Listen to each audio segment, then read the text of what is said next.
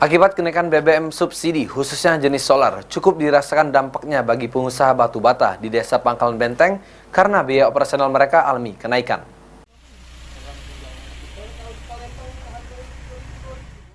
Kenaikan BBM jenis solar mulai dirasakan pengusaha batu bata di Desa Pangkalan Benteng karena selama ini biaya operasional para pengusaha banyak tergantung dengan alat berat dan mesin cetak. Oleh karenanya, sebanyak 200 pengusaha batu bata di Desa Pangkalan Benteng berencana akan menaikkan harga satuan batu bata dari Rp350 per bata, ukuran kecil menjadi Rp375.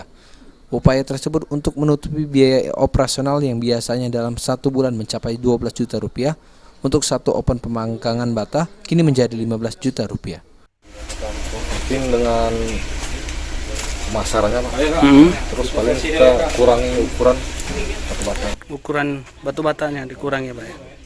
Harganya ada rencana kenaikan? Mungkin ada kenaikan, Pak. Masalahnya dari solar kan udah naik, biaya ekskavator, terus alat cetak batanya kan naik semua. Kalau selama ini satu buah itu batu bata berapa? Kalau sekarang biasanya, Pak, 3,5 ngambil sendiri ya. Jadi kalau sekarang rencana dari teman-teman pengusaha batu bata mungkin sekitar 37, mungkin 20%. 37, Pak ya. Sulaiman, PAL TV.